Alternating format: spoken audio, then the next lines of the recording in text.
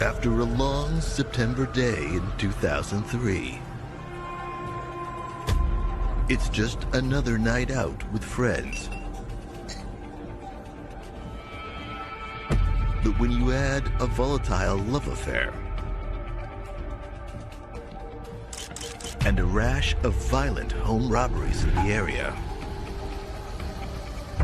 ending in a brutal murder,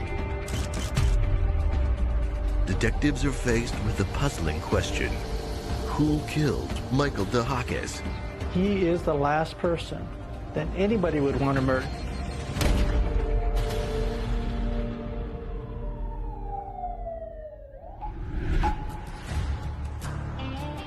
Situated in Pima County, Tucson is the second largest city in Arizona.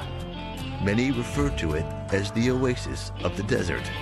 Tucson is a great town. The metropolitan area is about 1 million people, but Tucson likes to think of itself as a small town. It's about a third the size of Phoenix, and it's the city that doesn't want to grow to be like Phoenix, so we're completely opposite as far as that goes. So it's very hometowny. Everybody seems to know each other, especially in the yoga community. The Midtown area of Tucson, although crime is typically higher in this part of the city, it boasts a vibrant arts and restaurant district, as well as many of the city's top urban attractions. Midtown is where most Tucsonians eat, drink, shop, and play. We love our Mexican food. We love our festivals. Michael 𝗂𝗂𝗿𝗱𝗲𝗏 is a guy living life on his own terms, and that's just the way he likes it. His home is in the Midtown region of Tucson. A lot of older homes there, quite a lot of traffic, not a particularly safe neighborhood. It's got its pockets of crime-infested areas just like any other major city. Friday, September 28, 2003, at 6 a.m. While walking her dog, a neighbor discovers Michael's body. She calls 911. The body was discovered on the front porch. She saw his body and saw that he clearly had some trauma. The neighbor calls police, telling them there is a body and a lot of blood on the porch of a house on North Sparkman Boulevard. On-duty officers are on the scene within minutes. We were called as a homicide team, I believe it was around 6 a.m. And when I arrived there were other officers on scene already, uniformed officers. All I was told, it was a dead male, possible homicide victim laying on his porch outside his residence. We did a walkthrough and we found the victim, Michael 𝗂𝗂𝗿𝗱𝗲𝗏𝗏, laying there on his porch, face up, on his back, and a lot of dried blood around his head. His body was warm to touch. Felt that he probably died within the last 8 to 12 hours. The coroner identified his wound as a gunshot wound, did not find an exit wound, so the bullet was still in his head. It was clear to us that the victim had been shot by a handgun or a rifle. We weren't sure at the time. Our next step is to canvass the area, talk to neighbors to see if they heard anything, heard any gunshots, things of that nature. Michael was a machinist by trade, so he had a workshop right outside his kitchen door. Neighbor across the street thought that Michael was alive on the day before. He heard Michael's compressor going on and off in his machine shop, so he felt that he was home because whenever Michael would use his machinery, the compressor would be on. Through Michael's cell phone that was in his bag, I was able to gather contacts from the phone, and we found his son. His son arrived. Michael's youngest son identifies the body. The detectives set about interviewing friends and family to get a better understanding of who Michael was, and hopefully a lead that could point to a motive for the killing. He seemed like a fun-loving person. He got along with everybody, kind of a free spirit. He had been married and divorced and had a few kids. They all loved him, and he got along with everybody. I think even his ex-wives got along with him very well. It's apparent early on that Michael 𝗂𝗂𝗿𝗏𝗏𝗏 definitely lived the hippie lifestyle. His home is in a low-income section of town that is known for its transient populations. And yet, everything detectives are being told about Michael 𝗂𝗂𝗏𝗏𝗏𝗏, what friends and family and known associates say about him, is that he's the most stable and reliable guy they know. He was a very charismatic person, almost always had a smile on his face. Everyone said wonderful things about Michael, that he was a caring person, he was a joyful person, just this nice, peaceful soul type of guy. The more you heard about him, the more you kind of wished that you met him. My relationship with Michael initially was, he was my yoga instructor. A friend of mine introduced me to Michael because he was in his yoga class, and I had never taken yoga before, and so he introduced me to Michael, and we grew to be rapid friends. It's a person you could get along with very, very easily. Besides his knowledge of yoga, his charisma might have had something to do with his popularity with the female students. And he had long flowing hair, and he dressed like a hippie. He didn't have a car. He actually drove a bicycle everywhere he went, and the girls loved him. Everyone said he was very charismatic, that he was flirtatious. He loved the women, and they loved him. He is the last person that anybody would want to murder. But someone did, and friends and family are shocked when it happens. I drove home from work and was watching the local news when it came up with a news story of a murder that had occurred in Midtown.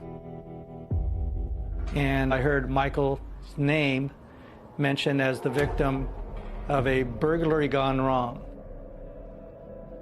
When we got word that a man was shot to death on the front porch of his home, of course it sounded at first that it might have been a botched burglary. We felt that we did have a foiled burglary, that the victim had come home and stopped the intruders. There appeared to be items stacked outside his residence. There was guitar cases, a violin case, a handbag was found on the sawhorse on the side of the house next to these stored violins and guitars. And there was a broken window in the front of the porch area. It looked like it went into a kitchen. Upon going into the residence, we were able to see that there were more musical instruments placed inside the kitchen door to go outside. There was an amplifier, a guitar stand. And the thought was that perhaps because this was a neighborhood that had been burglarized frequently, that it was natural that the police started looking at known burglars. We did find a large shoe print, like kind of a waffle shoe print outside the front door. Could this be just another random attack gone wrong? Or has Michael's charisma attracted some unwanted attention?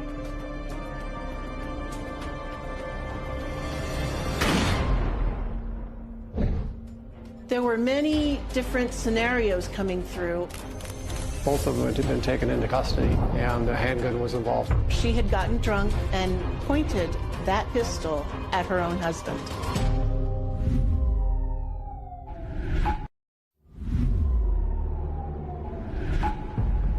Tucson, Arizona has a darker side.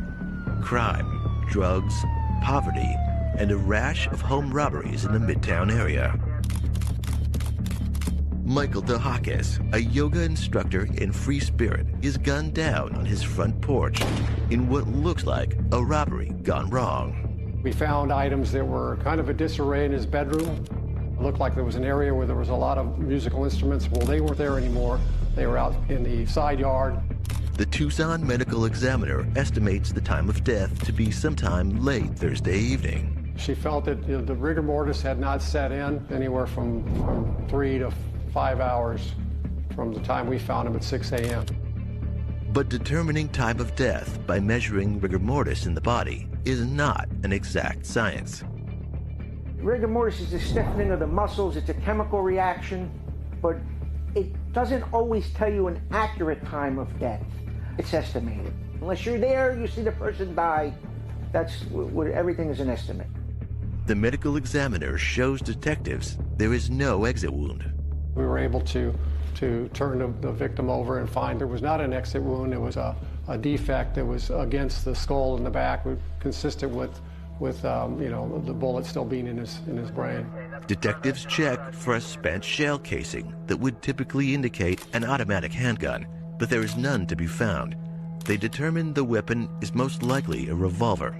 A .38 caliber slug is retrieved during the autopsy, but an interesting star pattern around the entrance wound and hand scratches consistent with gun struggle piqued detectives' curiosity. There was some burn patterns on the victim's forehead by the entrance of the wound, consistent with someone standing a few feet away and firing a handgun. It was close enough to leave the gassy particles of burn pattern on his forehead.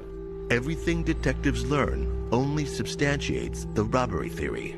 Returning back to the police station, my partner and I went through all the most recent burglary arrests. So they figured somebody had come in, burglarized it, and as they were walking out of the house, Michael was coming in, and that's when he got shot. We contacted burglary detectives and found out that 2 known burglars had been arrested in the area of where Michael lived. Robbery Division shows detectives 2 suspects, Joseph Keyes and David Wynn. They were known burglars in the area. The burglary that they were arrested for, I believe on Sunday evening, there was a guitar involved. So that kind of piqued our interest. We were excited about that.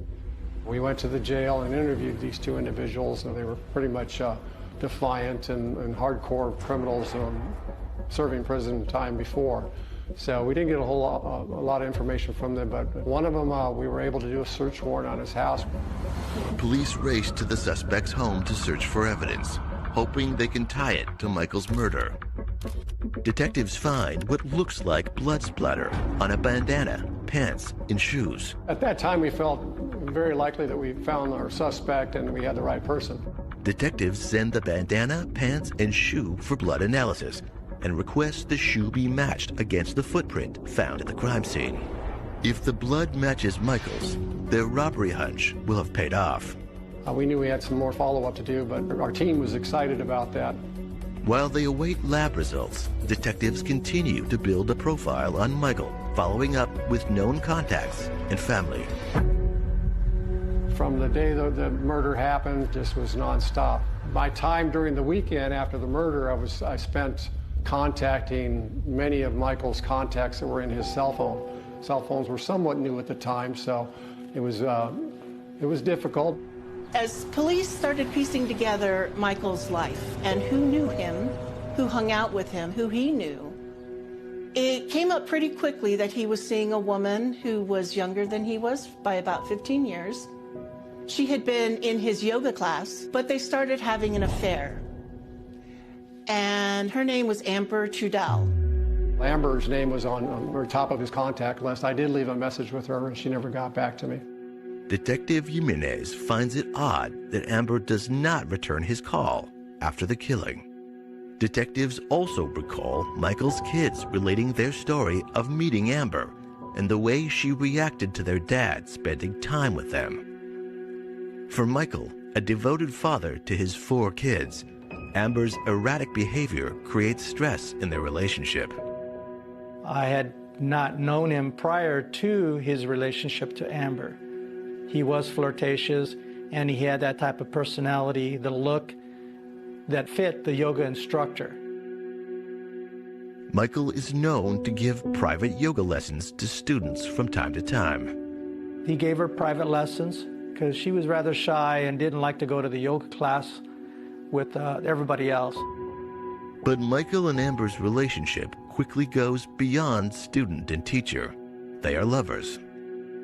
He described his relationship as being on and off. Not that it was volatile or anything like that, but they would be fine for a couple of weeks, and then she'd get mad at him, and then she'd stop seeing him, and then they'd go back on together. And I could see why Michael liked her. She was good looking. And it seemed like an odd match initially because of the fact that it was on and off all the time. But Michael was just having fun, which is what he did. She wanted Michael to change the way he looked.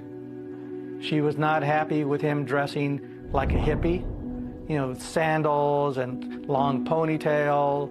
She didn't like that look. So I thought that was a little bit odd. but yet she continued having a relationship with him. Public opinion on the case puts pressure to find the killer. But the lab results they're waiting for are about to spin their investigation in a whole new direction.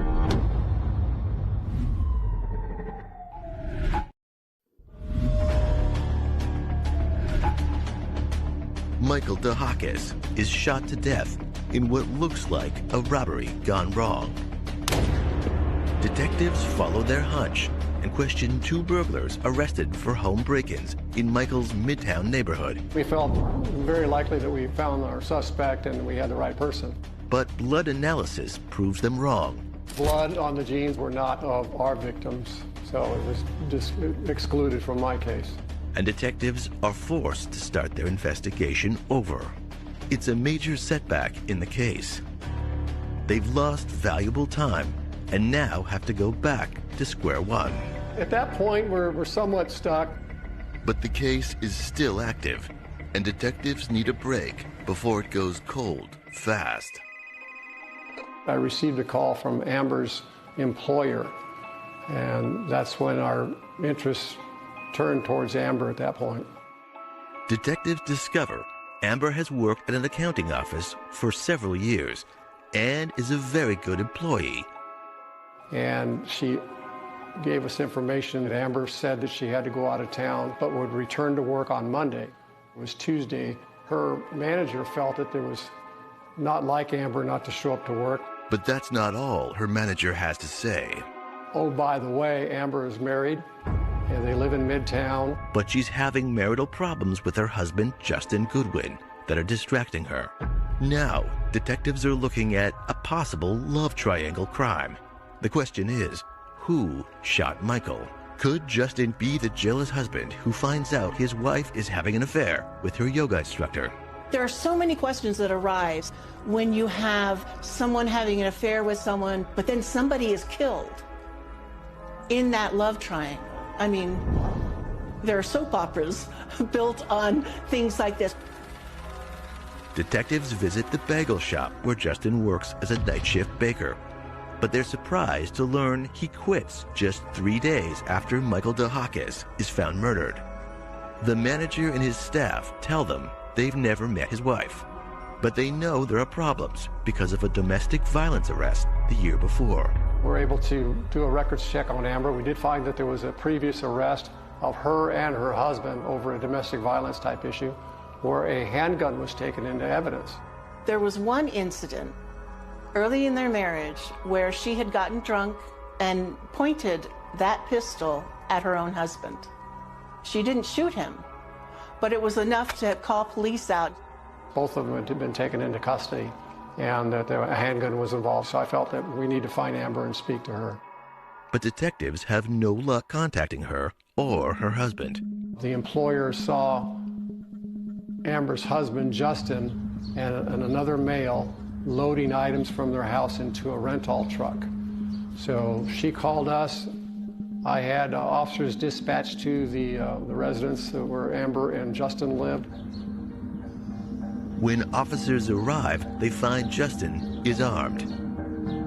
And a handgun was taken from him. It was a semi-automatic Glock. Detectives know it is not the murder weapon, since the Glock is a .40 caliber weapon, not a .38 caliber.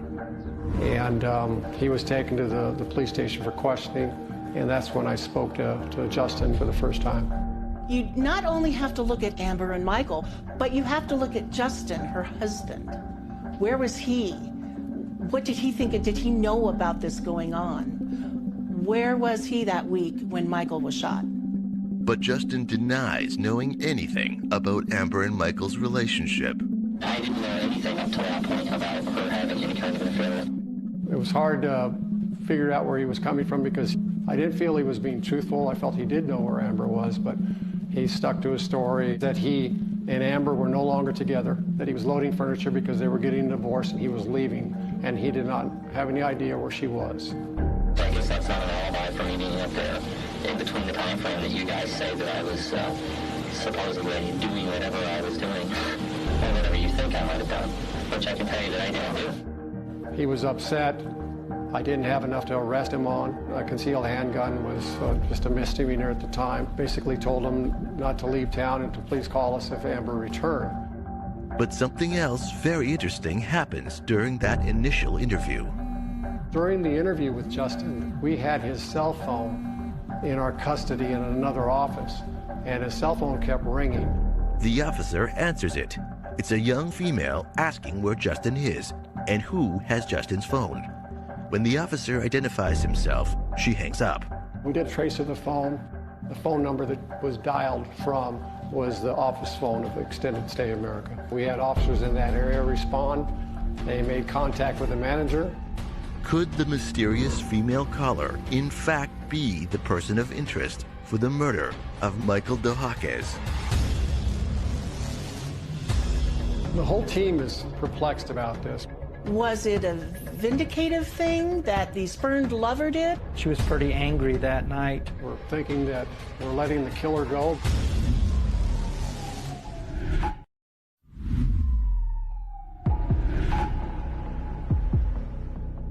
A Tucson yoga instructor is murdered in what looks like a home robbery gone wrong. But the case goes from a random robbery shooting to a possible love triangle. Was this cheating, did it lead up to the murder? Was it a vindicative thing that the spurned lover did? With a domestic violence charge a year prior, detectives focused their investigation on Michael's illicit lover, Amber Trudell.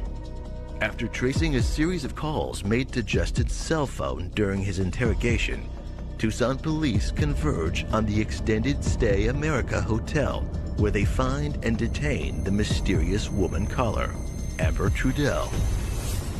In her room, we spoke with her, took a statement from her. We knew that we had Justin in several lies, and she was lying to us as well. So we took Amber to the police station, and we further interviewed her there. At times, she was kind of perplexed in the fact that we were not taking her to jail. Am I leaving after this, or am I going to jail? Well, it depends on, are you going to incriminate yourself? I'm just asking because I'm handcuffed to a table. We felt that she was less than truthful with us as well. Her story's changed a few times. If you didn't kill anybody, you've got nothing to hide, nothing to worry about. I need to eliminate you, and I can't eliminate you if you won't talk to me and tell me the truth. She hadn't seen Michael in a while, and she did not admit to killing him, but that she had seen him days before, that she'd been dating him. If my fingerprints are there, I've been there so many times. Okay. And if my DNA is on him, I mean, we were lovers. I mean, of course. Denied any involvement in his death. You're going to be a suspect until I can eliminate you. But what does that mean, I'm a suspect? And what, I can't leave town? Or I can't leave the state? What does that mean? She said that she had been with Justin for a few days before and didn't know where he was, not knowing that we had him in custody. He's here? He's here. You put him in the spot, not me. He's being questioned right now? Yeah, he was questioned. I figured we eliminate both of you guys, get it over with, and move on down the road. Amber is visibly distraught to learn that her husband Justin is in custody, and she opens up to detectives. I wasn't here on Friday, though, and people can verify that. That's what I want to ask you about. You know, but I don't want to get into this thing where my husband is a suspect. Amber tells detectives she left Michael that night and traveled 3.5 hours north up the I-60 to the lush city of Sholo, Arizona. Apparently, right after Amber had had this argument with Michael, she and her husband left Tucson to go to the White Mountains up north. His mother and stepfather lived there. According to Justin's stepfather, Amber had been drinking the whole time. She was outside crying at times, visibly upset. She pretty much drank all of his liquor. So he knew that there was something going on. From what Justin told us in his first interview, that Amber carried a gun, always carried it in her purse. We first asked Amber where her weapon was at the Extended Stay America, and she said, I don't have it, I don't know where it is. So it was not in her purse. She allowed us to search her purse. Detectives push Amber for the truth, citing they know she has a gun based on her domestic charge a year ago. She had no idea where her handgun was. After interviewing Justin and Amber, we decided to release them. We knew that they had an alibi, that they were in Show Low, Arizona, at Justin's parents' home the morning of the 27th when Michael was found. The detective's case stalls hopelessly for a second time. The whole team is perplexed about this. We're thinking that we're letting the killer go, but we don't have enough evidence to tie her to the crime because she has an alibi.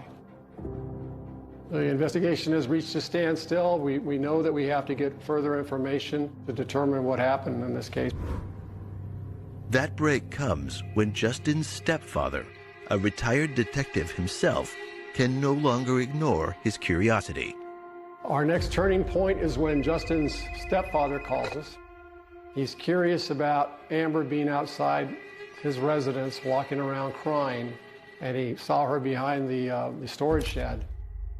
He went back there and he started taking the rocks apart and determined that there was something buried underneath them, and he dug up a handgun. It was Amber's handgun. I immediately responded to Show Low, met with the detectives there, and took custody of the gun, drove it back to Tucson, and we had analysis done immediately.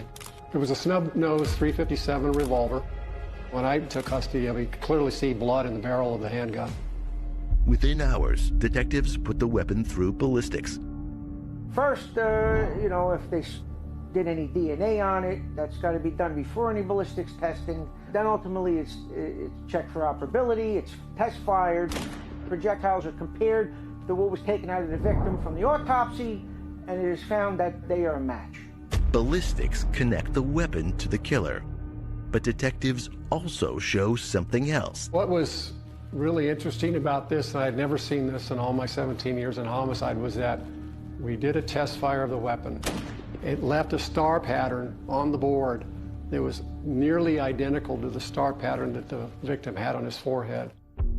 The case is starting to go their way. With an exact match of the blood found on the gun barrel to the victims, detectives must figure out how Amber Trudell murders Michael DeHakis when she's not in Tucson the Thursday that he dies. I definitely knew something was off. I felt, along with others in the team, that perhaps he was killed days before. I met with a doctor. We had to change our timeline. When we found Michael, Michael had larvae in his eyes, and larvae doesn't set in immediately after a fresh kill. He'd been laying there for probably 2 days on his porch without anybody finding him. Which to me is unreal. I mean, how could somebody lay in a pool of blood at their front door with the door wide open in a neighborhood where people walk them down and drive and not be found? But that's the way it happened. In Tucson, our front porches aren't like the front porches in the Midwest where you have the nice little white railings and everything like that. It's more of a patio, and there are some bushes in front of it. We also realized that Michael had been in rigor mortis after his death and had already gone out of rigor mortis, so his body was very relaxed. Late September was a very hot, humid day, so his body temperature was warm based on that. Evidence is lining up against Amber Trudell, but detectives still have to establish a motive for an arrest warrant. One of Michael's good friends, Eli, steps forward, and he says he has information about that Wednesday night and Amber Trudell's behavior that night toward Michael. It wasn't until a week later when they had a ceremony for Michael in his honor. I was talking to several people after the ceremony, and I was explaining that I just saw him that Wednesday night. He also said that he had not shown up for his yoga classes on Thursday, so since I had seen him Wednesday night, they thought that there was part of the puzzle there that could help the police discover what was going on. Eli Curiel did come to our police station and gave me a very good interview as to what had taken place the night that Amber and Michael were at the bar together. And I talked about the argument they had and the fact that she wanted to marry him, insisted on him marrying her, and she was pretty angry that night. Michael invites Amber to join the yoga group for the ritual beer night. We usually had happy hours right after our Wednesday class. We would go to a local bar, have a couple of beers. Amber had parked on the opposite side of where Michael had parked. So as we were departing, he didn't walk her to her car. He went to the back. And so she was a little bit angry about the fact that he didn't walk her to her car. She was talking to Eli as to why, Michael didn't love her and why Michael didn't want to be with her all the time. And she just kept on and on. Tell him to marry me. Tell him to marry me. And I said, I can't tell him that. He's been married several times before, and he doesn't want to get married right now, but he still likes you. And she wouldn't have any of that. She was very angry. Michael, Amber, and Eli decide to go to a second bar for another drink. They started in with a little bit of an argument. So I left, and the two of them were sitting there having an argument, and that's the last time that I saw them together. I was able to determine from interviewing people at the second bar that Michael and Amber were at that they left together in late hours of the evening. And it's very consistent with Amber being with him and shooting him and killing him either late Wednesday evening or early Thursday morning. This proves, together with the re-established time of death, that Amber no longer has an alibi. Detectives have enough to get their arrest warrant. Well, we can't find Amber. She's not returned to work. I get a hold of her employer. I get a hold of Justin.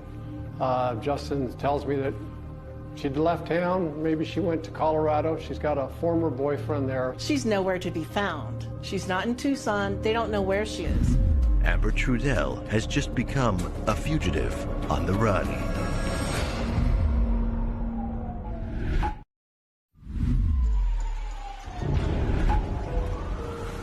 A yoga instructor's volatile extramarital affair with his student lead to his brutal murder. Detectives recover the murder weapon and, after re-establishing the time of death, debunk her alibi. Fearing arrest for the murder of Michael 𝗂𝗂𝗿𝗃𝗍, Amber Trudell is a fugitive on the run. I had never characterized Amber as being a cold-blooded murderer, but I didn't know a lot about her. Nobody had a clue that she was married. Nobody knew that. So I assumed that she was single, and I believe everybody else did. And I was shocked, I was floored that she turned into a maniac, devil, crazy woman that was completely opposite of what I knew of her before the murder. But regardless of what anyone thinks of Amber, she's now a fugitive. The news goes out across the country. We were working closely with the Marshal Service at the time. They had agents back east watching Amber's grandmother's house in upstate New York. U.S. Marshals alert Detective Ben Jimenez that Amber has switched vehicles. We determined that Amber had sold the white pickup to a car dealership in Connecticut and traded it in for a red Chevy Blazer, I believe. Amber signs the sales agreement using her brother's Plainville, Connecticut address. The Marshal Service tracked the Blazer to her grandmother's house in New York, behind a storage shed. And they were able to determine that Amber was there. They saw her coming and going from the house to the Chevy Blazer at times. They took her into custody, determined that she may be going into Canada. United States Marshals arrest Amber Trudell for the murder of Michael 𝗂𝗂𝗿𝗃𝗍. She was in a lot of denial. I told her she was under the arrest for her boyfriend at the time, Michael 𝗂𝗂𝗿𝗃𝗍𝗍, that we had the handgun, that it matched up, and she didn't want to answer questions at that point. They escort her back to Tucson to stand trial for first-degree murder. I was writing crime for the Tucson Citizen newspaper. By the time they arrest someone and they start going to show up in court, that's when I took over the case and started writing about this murder case. March 2005. Amber has her day in court. Everybody wanted to know Amber's story. Why did she leave? If she was innocent, because we started hearing that it was self-defense, there had been an argument. Was it suicide? Was she an abused partner? There were many different scenarios coming through as she appeared in court for her hearings and her public defender started filing motions. The public defender portrays Amber as the victim of Michael's sexual predator tactics over his younger and vulnerable yoga student. We had two very different competing images of Michael, the victim. Was he the fun-loving, charismatic hippie who wouldn't harm anybody, who everybody liked? Or was he an abusive, violent, controlling lover who took over Amber's life? The prosecution paints a very different scenario, that of a manipulative woman deluded with her illicit love affair who loses her temper when Michael rejects her ridiculous pleas for marriage. And so as you're watching her, you're wondering, is she what she says she is? Was this very quiet, meek person capable of cold-blooded murder, of putting a gun to the forehead of the man she supposedly loves and killing him? It was very intriguing to watch this playing out in the courts with all these different scenarios, nobody quite knowing who was the real Michael and who was the real Amber. In a landmark move for a murder trial, Amber and her lawyer decide to let her testify. She had a compelling story, and she appeared to get emotional and set up a case so that Michael was the one who brought about his death. She said that Michael got mad because she said she had told him that she had to go back to her husband. As she's getting ready to leave, she grabs her purse and her gun, and that he got down on one knee and grabbed the hand and the gun from her and put the gun up to his head and said, "Shoot me because I'm a bad man and I treated you poorly." And somehow that gun went off. That's Amber's story. Meantime, his friends and family had come forward and said, no, that Michael was actually thinking of breaking up with her. I don't believe her version because it's contrary to everything that anybody knew about Michael. There wasn't a mean bone in his body. And again, you're watching Amber in the courtroom being very passive, very quiet. We all felt that she was not telling the truth. And the way she described it, the gun was at his forehead, and we felt this couldn't be because there wasn't a contact wound left that was more consistent with being shot from a distance. So everyone wondered, is the jury going to buy this? Are they going to let her go? The first trial ended up in a hung jury. There was one juror that felt that Amber was innocent. For the people of Tucson, the murder of the yoga instructor in Midtown has now entered the truly bizarre. But for family and friends still coping with his loss, the mistrial is a devastating blow. Many wondering why certain aspects of Amber's violent past are not even entered as evidence. Now, one of the things that did not come out in trial, there was a audio tape that was made by her husband that was not brought into evidence. And that audio tape was very revealing about her character when she drank. The tape reveals her screaming at the top of her lungs, drunk, threatening to kill her husband. So even though a mistrial was declared and a jury couldn't reach their verdict, that didn't mean that Amber was free to leave. Prosecutors had every intention of trying her again. And so months after the mistrial, Amber was on trial again. The second trial came 6 to 8 months later, and the prosecutors decided to go for second-degree murder. In the second trial, because we all knew what she was going to say, I was watching her body language. When she was talking about the details of the shooting, she kept her eyes on the floor. A lot of time, the experts will say that is proof of a lie, She doesn't want them to see the lies in her eyes. Amber Trudell is convicted of second-degree murder and is sentenced to 13 years in jail. I did not particularly like the 13 years. I thought that it should have been more. The family felt the same way. Of course, it was up to the judge to make the determination. I've covered a lot of murder cases in my career.